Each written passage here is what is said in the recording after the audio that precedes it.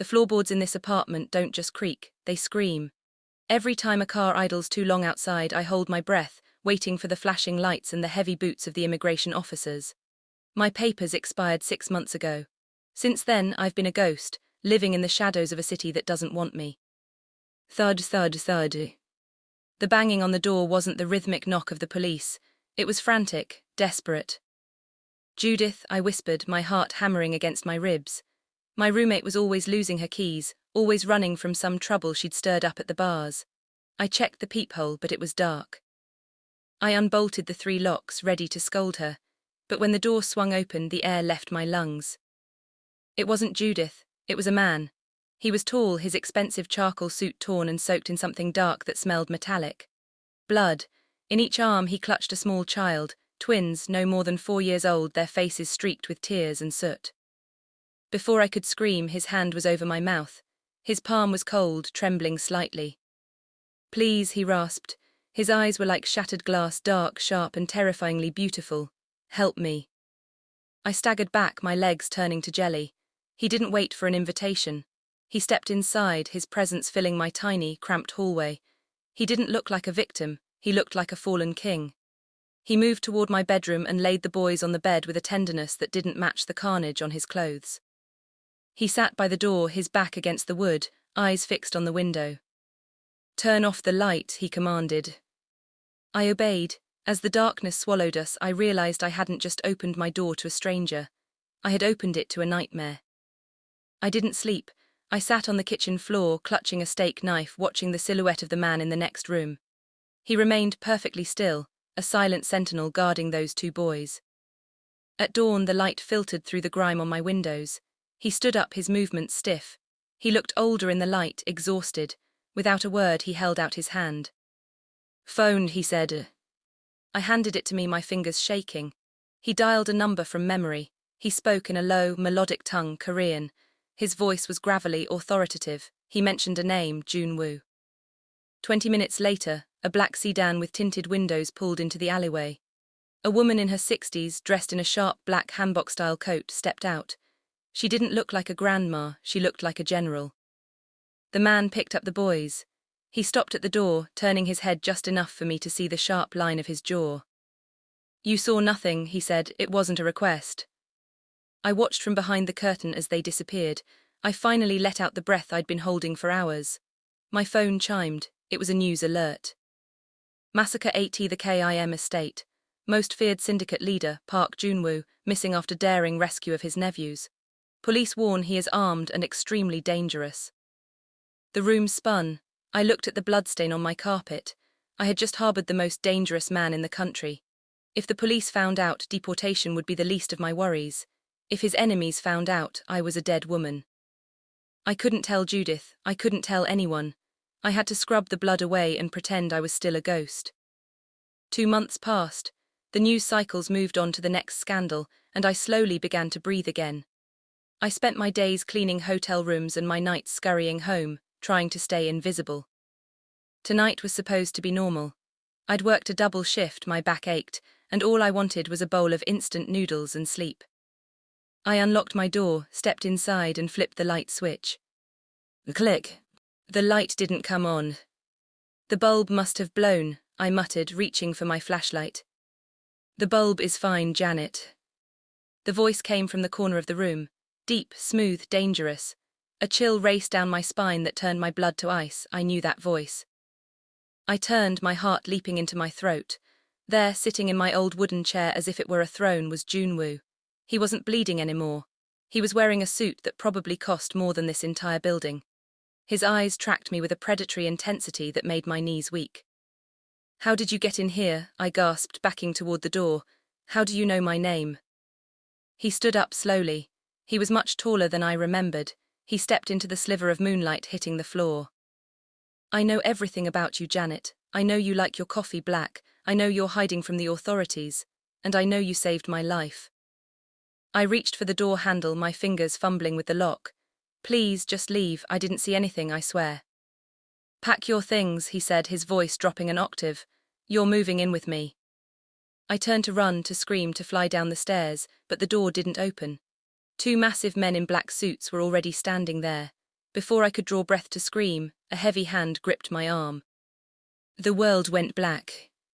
The air was thick with the scent of jasmine and something else, something clean, expensive, and utterly unfamiliar. My head throbbed, a dull ache behind my eyes. I blinked, trying to clear the haze, and found myself staring at a ceiling so high it seemed to belong to a cathedral, adorned with intricate plasterwork I'd only ever seen in magazines. This wasn't my apartment. I pushed myself up, my muscles protesting. I was in a bed so plush it swallowed me, draped in silk sheets that whispered against my skin. The room was vast, bathed in soft, diffused light from tall windows covered by heavy velvet drapes. A crystal chandelier shimmered overhead. This was a room fit for a princess, or perhaps a very expensive captive. Panic clawed at my throat. I swung my legs over the side of the bed, my bare feet sinking into a rug thicker than any carpet I'd ever owned. I was wearing a silk nightgown I didn't recognize. My clothes, my meager possessions, gone. The door clicked open. Joon Woo stood in the doorway, framed by the light from the hallway. He wasn't wearing a suit now. A black silk robe hugged his broad shoulders. He looked less like a kingpin and more like a ghost, his expression unreadable. He walked over to the armchair by the window and settled into it, crossing one leg over the other. His gaze was intense, unwavering, making my skin prickle. "You're awake," he stated, his voice a low rumble. "Where am I?" I demanded, trying to inject some defiance into my trembling voice. "What do you want from me?" A faint, almost imperceptible smirk touched his lips. "You are safe, and you are here because you are important." Important to him, my mind raced, trying to find a logical explanation. Was I a witness? Was this some elaborate form of silencing me? But the silk, the luxury, it didn't fit. "I want to go home," I said, my voice cracking. He simply stared, his silence more terrifying than any threat. "This is your home now, Janet."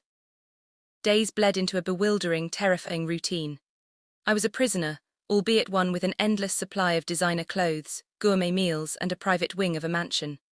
My calls were blocked, my movements monitored, and every door in the house seemed to lock with a silent click.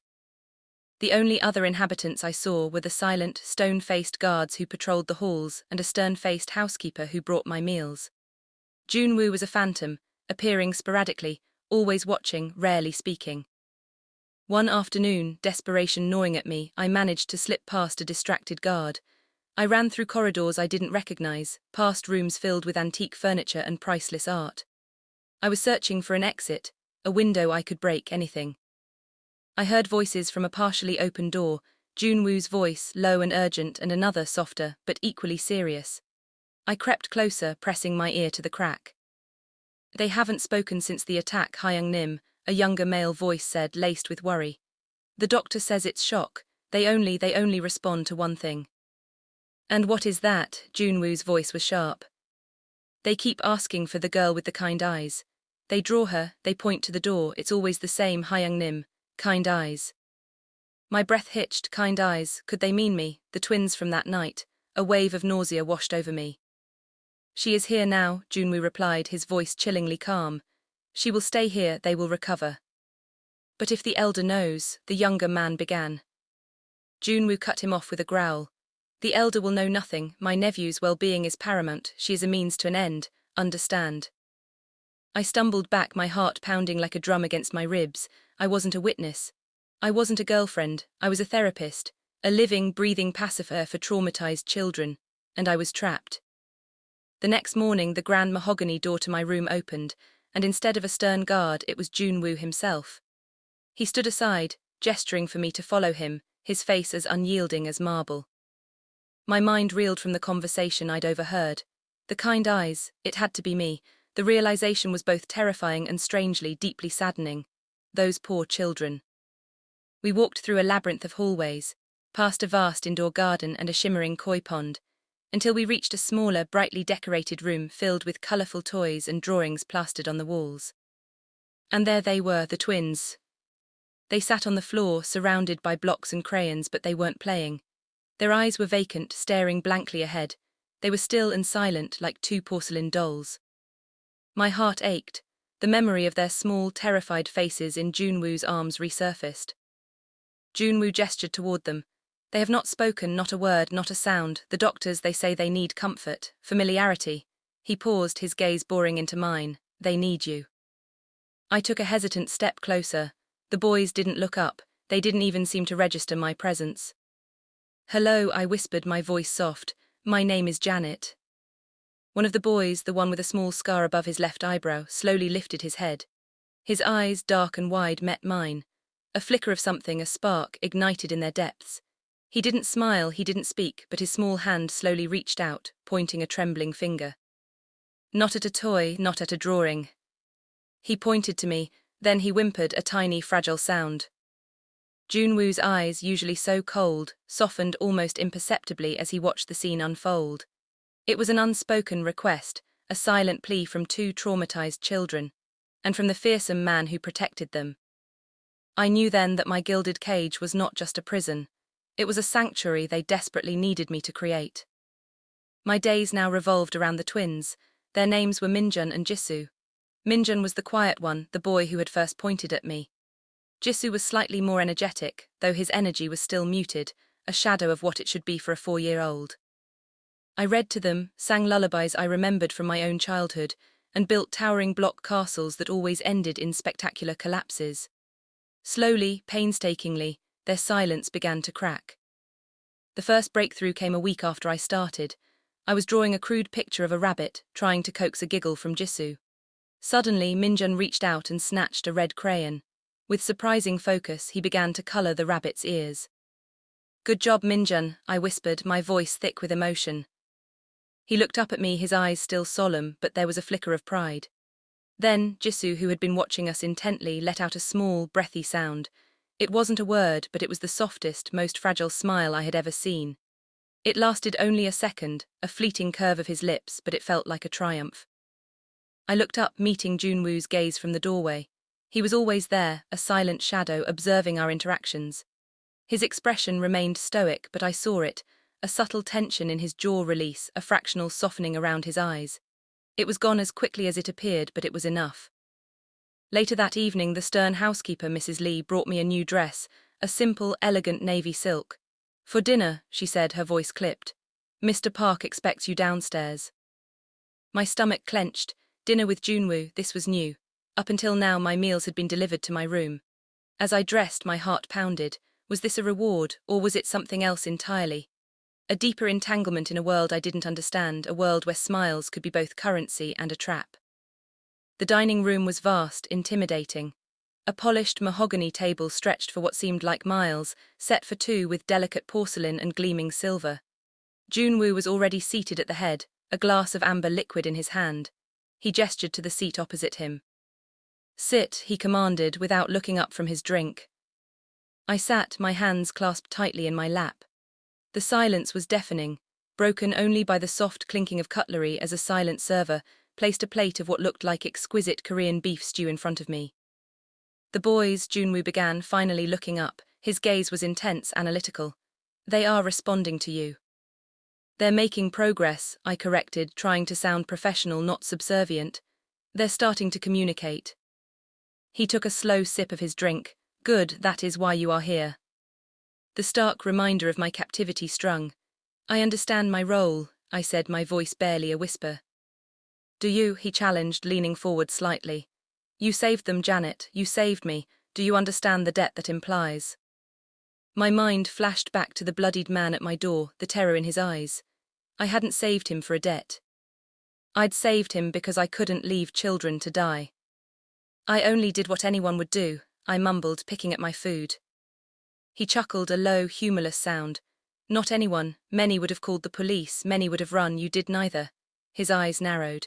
"You are not like the others, Janet, and that makes you both valuable and dangerous." The word hung in the air between us. Dangerous. What did he mean? Was I dangerous to him, or was his world dangerous to me? He finished his drink, rising from the table. "The elder arrives next week," he announced, his voice suddenly hard. "She is particular, you will be introduced, do not disappoint me." He left me alone in the vast dining room, the untouched food growing cold, the word dangerous echoing in my mind. The week leading up to the elder's arrival was a whirlwind of frantic preparations. The mansion, already immaculate, was scrubbed to an even higher gleam. Mrs. Lee, usually a statue of calm, became a whirlwind of hushed commands, her eyes darting nervously. I learned that the elder was the woman who had picked Joon Woo up that first morning. The matriarch of the syndicate, a figure of immense power and ruthless authority. The way Joon Woo's men spoke of her, she sounded less like a human and more like a force of nature. Joon Woo himself was different, tense, sharper. His visits to the twins became more frequent, his gaze lingering on them with an almost desperate intensity. It was clear her opinion mattered deeply to him, perhaps more than anything else. Janet, he called me to his study one evening. The room was dark, filled with the scent of old leather and expensive whiskey. He stood before a large window, staring out into the night. "The elder does not suffer weakness," he said without turning. "She believes emotions are a liability, especially in women." My stomach dropped. What does that have to do with me? He finally turned, his face etched with a rare, fleeting vulnerability. "The twins, they are her great-grandchildren, the future of the family. Their silence is a wound to her pride. If you fail to bring them back, if she perceives you as a distraction or a vulnerability." He didn't finish the sentence, but the unspoken threat hung heavy in the air. His eyes, usually so guarded, held a flicker of warning not just for me, but for something else. "You must be strong, Janet," he urged, his voice low. "For them, for us." For us, the phrase startled me. Was it a slip of the tongue or a veiled acknowledgement of our shared predicament? The next day, a sleek black limousine glided up the drive. The elder had arrived. I felt a cold dread settle in my bones. I was about to face the true power behind the man who held me captive, and my survival, and perhaps the twins, depended on my performance. The air in the grand drawing room felt 10 degrees colder the moment the elder stepped inside. She was the woman from the alleyway, but stripped of the night's urgency, she looked like a monarch carved from granite. Every wrinkle on her face was a map of a battle she'd won. Joon Woo stood at attention, his usual dominance replaced by a stiff, calculated respect. I stood by the twins, my hands trembling as I held theirs. The elder didn't look at the decor or the guards. Her eyes, sharp as obsidian, went straight to me. She walked slowly, the rhythmic tap of her cane echoing against the marble like a ticking bomb. She stopped inches from me, her gaze raking over my skin, my dress, and finally my eyes. "So," she rasped, her voice like dry leaves, "this is the immigrant girl who thinks she can heal the future of the Park family." I didn't look down. "I don't think I can heal them, ma'am, I just care for them." The room went silent. A guard behind her shifted his weight. Joon Woo's jaw tightened.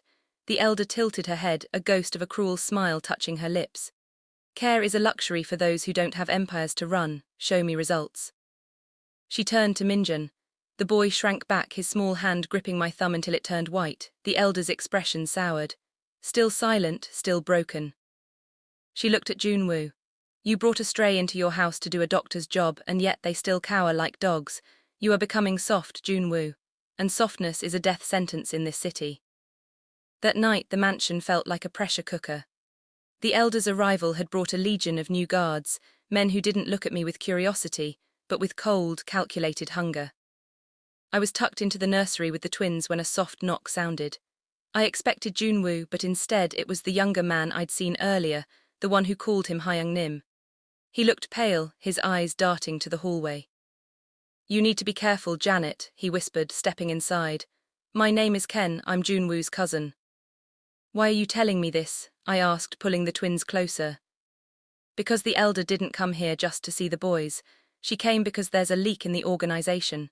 Someone told the rival groups where the twins were the night of the massacre." He leaned in closer, his voice barely audible. "She thinks Joon Woo is compromised. She thinks he's distracted. By you." My heart hammered. I'm a prisoner here, how could I be a distraction? To the elder, anything Joon Woo protects is a weakness. She's looking for a reason to remove him and take the boys back to the main estate. Ken's eyes filled with genuine fear. "If she does that, you won't be moved to a new room. You'll be disposed of to keep our secrets."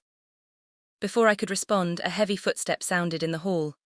Ken vanished through the side door just as the main door creaked open. It was Joon Woo. He looked ragged, his tie pulled loose, a dark bruise forming on his cheekbone. "The elder is moving the boys in 48 hours, he said, his voice devoid of emotion. "And you're going back to the streets." "The streets," I gasped, the irony hitting me like a physical blow. "You mean deportation? You know I can't go back there. The police are looking for me because of that night." Joon Woo walked toward me, his presence overwhelming in the small room. He looked at the sleeping twins, then at me. The coldness in his eyes was gone, replaced by a desperate, flickering fire. "I can't protect you anymore if she stays," he whispered. "The leak, it's deeper than I thought. My own men are divided. If you stay here, you'll be caught in the crossfire when the coup happens." "Then let me take them," I blurted out. The words shocked even me. Joon Woo froze. "What?" "The boys, they only trust me. If the elder takes them, they'll never speak again. They'll be raised as soldiers in that cold house." I grabbed his arm, ignoring the danger. "You have the money, you have the power, hide us, all of us." For the first time, the great Park Joon-woo looked human. He looked at my hand on his arm, then up at my face. He reached out, his thumb brushing my lower lip. A gesture so intimate it made my breath hitch. "You would risk your life for children that aren't yours?" he asked. "They became mine the night you threw them into my arms," I replied fiercely. A loud crash echoed from downstairs, the sound of glass shattering, and the sudden, unmistakable chatter of automatic gunfire. Joon Woo spun around, drawing a sleek black pistol from his waistband in one fluid motion. "It's starting," he growled, shoving me toward the floor. "The leak didn't wait for the 48 hours, they're here for the boys." As the first bullet ripped through the nursery door, I realized the golden cage was gone. Now there was only the fire. The nursery door didn't just open, it exploded inward. Splinters of mahogany flew like shrapnel. I lunged for the twins, covering their small bodies with my own as Joon Woo returned fire. The deafening crack crack crack of his pistol filled the small room, smelling of ozone and spent brass. "Under the bed now," he roared over the chaos. I dragged Minjun and Jisoo into the narrow crawlspace beneath the heavy oak frame. They didn't scream. They were frozen in a state of catatonic terror that broke my heart. Outside in the hallway, the sounds were animalistic, grunts of pain, the heavy thud of bodies hitting the floor, and the relentless rhythm of gunfire. Joon Woo stood by the door, a silhouette of lethal grace. He was reloading with a speed that felt supernatural. He looked back at me, his eyes glowing with a feral intensity. "If I go down, you run through the service vent behind the wardrobe," he commanded. "It leads to the garden. Don't look back, don't stop for anyone." "Joon Woo, no," I cried out, but he was already gone, stepping into the hallway to meet the wave of attackers. I stayed in the dark, clutching the twins, listening to the man I was supposed to fear fighting to keep us alive. I realized then that my kind eyes weren't just a comfort to the children anymore. They were the only thing holding Joon Woo's humanity together in the middle of a bloodbath. Minutes felt like hours. The gunfire subsided, replaced by an eerie, heavy silence. I crawled out from under the bed, the twins trembling so hard I could feel their heartbeats through their clothes. "We have to go," I whispered. I pushed the heavy wardrobe aside, revealing the small service vent Joon Woo had mentioned. We squeezed through the narrow tunnel, the cold air of the night biting at my skin. When we finally tumbled out into the rose garden, the mansion was glowing, not with luxury but with flames. Smoke choked the air. I ran toward the perimeter fence, but a figure stepped out from behind a stone fountain. It was Ken. "Janet, thank God," he gasped, his shirt stained with blood. "I have a car waiting, this way." I started toward him, but Jisoo suddenly pulled back, his small hand digging into my palm. He pointed at Ken, his eyes wide with a new kind of terror. "Bad," the boy whispered. It was the first word I had heard him speak. Bad. I froze. I looked at Ken, not at his face but at his hands. He was holding a silenced pistol and his finger was white on the trigger. He wasn't trying to save us. He was the leak. He was the one who had led the wolves to the door. "Give me the boys, Janet," Ken said, his voice dropping the facade of the worried cousin. "The elder is finished. Joon Woo is trapped in the burning wing. There's no one left to protect you." "You did this," I hissed, stepping back toward the thorns of the rose bushes. "You betrayed your own family." "Family is just a word. Power is the only thing that's real," he sneered, raising the gun. "The rival syndicate will pay millions for these two, and you're just an illegal immigrant. No one will even look for your body." He took a step forward, and I braced myself to die. I closed my eyes, praying the twins wouldn't feel the pain. Bang! The shot didn't come from Ken's silenced gun. It was loud, echoing across the courtyard. Ken's eyes went wide, a small red hole appearing in the center of his forehead. He slumped forward, hitting the gravel with a dull thud. Behind him stood the elder. She was leaning heavily on her cane, a smoking snub-nosed revolver in her other hand. Her face was pale, her expensive coat scorched by fire.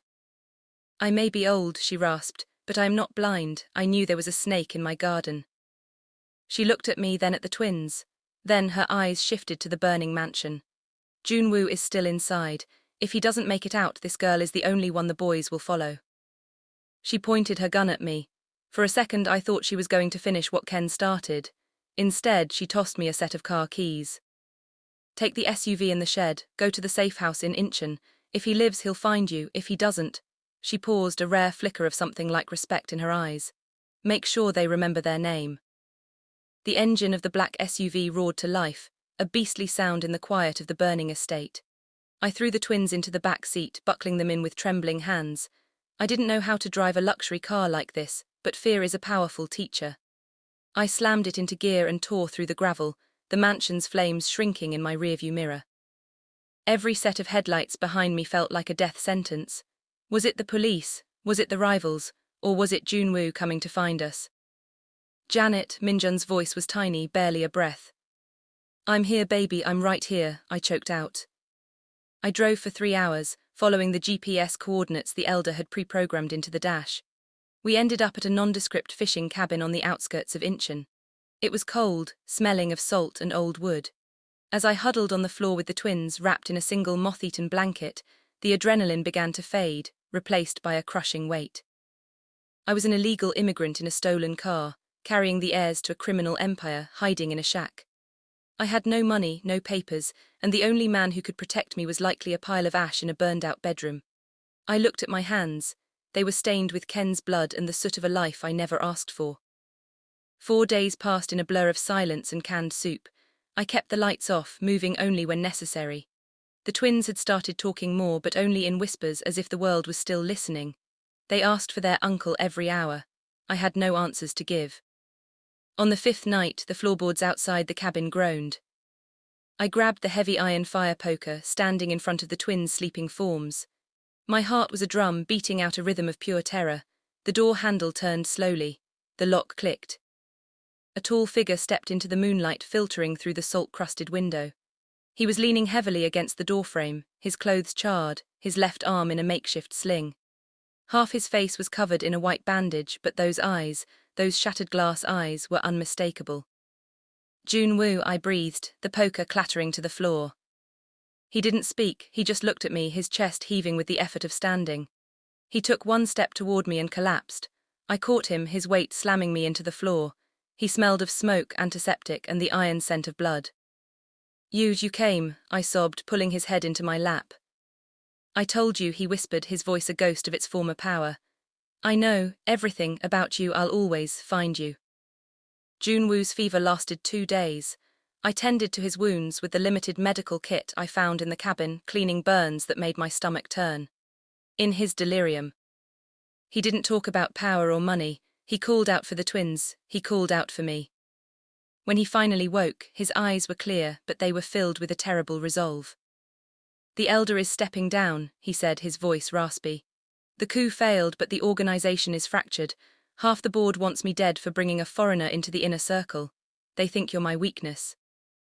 I am your weakness, I said, sitting on the edge of the cot. As long as I'm with you, they have a target, and as long as I'm with you, I'm 1 phone call away from a deportation center. Joon Woo reached out with his good hand, cupping the back of my neck. He pulled me close until our foreheads touched. Then we changed the game. I'm not going back to Seoul to be a boss. I'm going back to burn the table down. And what about us? I asked. There is a boat leaving from the docks in 2 hours. It goes to a place where names don't matter and papers can be bought. He looked at the twins playing quietly with some shells on the floor. But I can't go with you, not yet. I have to finish this so they never come looking for you again. My heart broke. He was giving me the freedom I'd prayed for, but it felt like a different kind of prison. One more thing, he said, pulling a heavy envelope from his jacket. If I don't make it to the docks, don't look back. As we stood on the pier an hour later, the fog rolling in, I saw a black car approaching. I didn't know if it was his allies or his executioners. The fog was a thick grey curtain, swallowing the sound of the lapping waves. The boat, a rusted but sturdy fishing vessel, waited at the end of the pier, its engine humming a low, impatient tune. The captain, a man with a face like crumpled parchment, beckoned us forward. The tide won't wait, and neither will the Coast Guard, he grunted. I looked at the black car idling 50 yards away. The headlights were off, but I could feel the eyes watching us. Joon Woo stood between me and the vehicle, his silhouette tall and jagged against the mist. He looked like a man standing on the edge of a cliff, ready to jump so those behind him could fly. Go, Janet, he said, not turning around. Take the boys. Inside the envelope is a contact in Thailand. He will give you new identities, you'll be safe, you'll be legal. My feet felt like they were encased in lead. For months I had dreamed of this, of being more than a shadow, of living without the fear of a knock on the door. But looking at Joon Woo's solitary back, I realized that my freedom would be paid for with his life. I can't leave you to die just so I can breathe, I whispered. You aren't leaving me to die, he snapped, finally turning. His eyes were fierce, desperate. You're leaving so I have a reason to live through tonight. If you're here, I'm a man with a target on his back. If you're gone, I'm a ghost, and you can't kill a ghost. I stepped onto the boat, clutching Minjun and Jisoo so tightly they whimpered. The engine roared louder, and the gap between the wood of the pier and the steel of the hull began to grow. As the boat drifted into the dark water, the black car finally moved. Doors swung open. 4 men stepped out, their faces obscured by the fog, but the moonlight glinted off the barrels of their weapons. They weren't the elders' men. These were the survivors of the coup, the ones who blamed Janet for the softness of their leader. I watched from the stern, my heart breaking as Joon Woo raised his one good arm, his pistol steady. Is he coming, Janet? Minjun asked, his voice trembling. I didn't answer, I couldn't. Suddenly a second car screeched onto the pier, tires screaming against the damp wood. It was the elder's limousine. The back window rolled down, and for a split second I saw her. She wasn't holding a gun this time. She was holding a phone. A moment later, every street lamp on the pier flickered and died, plunging the scene into total, suffocating darkness. Muffled gunshots echoed across the water, thwip, thwip, thwip, silencers, then the sound of a heavy splash. My scream was caught in my throat. The boat turned, heading into the open sea, and the pier vanished into the grey void. I was free, but I was alone. The heat in Bangkok was a physical weight, a stark contrast to the biting cold of the Korean winter. We lived in a small, clean apartment above a bakery. I had a name now, Elena. The twins were Leo and Kai. We had passports stamped and official. I spent my days watching the boys rediscover their laughter. They spoke in full sentences now, their trauma receding like a low tide. But every time I saw a tall man in a dark suit, or heard the heavy tread of boots on the stairs, my breath would hitch. I sat on the balcony looking at the envelope Joon Woo had given me. There was a hidden compartment I hadn't noticed before. Inside was a small, hand-drawn map of a pier and a single date, December 20th. Today. I didn't tell the boys, I couldn't risk the disappointment. I walked to the local temple, a place where the scent of incense usually calmed my nerves. I stood by the koi pond, watching the orange fish swirl in the water, reminiscent of the garden in the mansion. You always liked the water, a voice said behind me. I froze. It wasn't the gravelly, pained voice from the cabin. It was smooth, steady, and filled with a warmth I had only heard in my dreams. I turned slowly, my heart stopping in my chest. He was standing under the shade of a frangipani tree. The bandages were gone, leaving a thin, silver scar that ran from his temple to his jaw, only adding to his lethal beauty. He was wearing a simple linen shirt, looking like a traveller, not a kingpin. The elder told the world I died on that pier, he said, stepping into the sunlight. She said the park syndicate died with me. And the men who were there, I whispered, afraid that if I spoke too loud he would vanish. They won't be bothering anyone ever again. He stopped inches from me, his presence as overwhelming as the first night he banged on my door. I'm a ghost now, Janet, and ghosts are very hard to deport. For a few days it felt like a miracle. Joon Woo walked with the boys through the bustling markets of Bangkok, holding their hands like a father instead of a commander.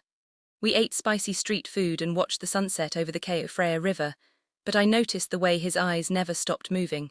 He sat with his back to the wall. He checked the exits of every room. It's over, Joon Woo, I whispered one night as we watched the twins sleep. You said the syndicate died. An empire doesn't just vanish, Janet, he replied, his voice low and jagged.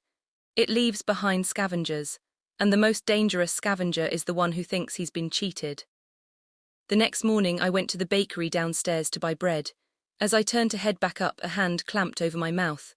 A familiar. Cold scent filled my nose, the smell of expensive cologne and antiseptic. I was dragged into the shadows of the alleyway. Did you really think a few miles of ocean could wash away what you owe? I looked into the eyes of the man holding me. It was one of the guards from the mansion, the elder's personal driver, but he wasn't here on her orders. His eyes were bloodshot, his face gaunt. "The elder is dead, Janet," he hissed. "And she left everything to the boys, not to the men who bled for her, to 2 toddlers and their black maid." He pressed a knife to my throat. "Where is he? Tell me where Joon Woo is hiding, or I'll make sure your new life ends in this gutter." Joon Woo stepped into the alleyway. He wasn't armed. He held his hands out, palm up, looking vulnerable in his linen shirt, but his eyes were like liquid lead. "Let her go, Sang-hun," Joon Woo said calmly. "The money is in a Swiss account, I have the codes. You kill her and that money stays locked in a digital vault forever." The guard's hand shook. The greed in his eyes was battling with his rage. "You betrayed us for this woman, you turned your back on the throne." "I didn't turn my back," Joon Woo said, taking a slow step forward. "I burned it. The life we led was a cage. I'm giving you a way out. Take the money and vanish. Or stay here and die for a ghost." The guard hesitated, the tip of the knife wavering against my skin. In that split second of greed, Joon Woo moved. He didn't use a gun. He moved with a brutal, silent efficiency, his hands striking like vipers. The knife clattered to the pavement. A sickening crack echoed through the alley as Joon Woo slammed the man against the brick wall. He didn't kill him. He leaned in, whispering something into the man's ear that made his face go pale. The guard scrambled to his feet and sprinted away into the crowded streets, disappearing into the sea of tourists. Joon Woo turned to me, his breathing heavy. "Are you hurt?" "I'm fine," I gasped, throwing my arms around him. "But he said, the elder is gone." Joon Woo nodded slowly. She knew the only way we could be free was if she took the blame for everything to her grave. She made sure the world believed we were all dead. We didn't stay in Bangkok. We moved further south, to a small island where the water was the color of sapphires, and the only police were the ones who smiled at you in the grocery store. I stood on the porch of our small white cottage, watching Minjun and Jisoo chase a dog along the shoreline. They were laughing, a real, deep sound that had no echoes of the mansion or the fire. My papers were no longer a secret I had to hide. I was a legal resident, a business owner, a woman with a name that belonged to her. Joon Woo came up behind me, wrapping his arms around my waist. He rested his chin on my shoulder, watching the boys. "Do you regret it?" I asked, leaning back into him, "giving up the crown?" He turned me around, his hands cupping my face. He looked at me with an intensity that still made my heart skip beats, but the shattered glass in his eyes had finally begun to heal. "I spent my whole life being feared," he whispered. "I thought that was power, but I was just a prisoner with a bigger room." He leaned down, his lips brushing mine. "Then I met a girl who was a ghost, yet she was the only one who truly saw me. You didn't save my life that night, Janet. You gave me one." As the sun dipped below the horizon, painting the sky in shades of gold and violet, I realized the twist of my life wasn't the mafia or the danger.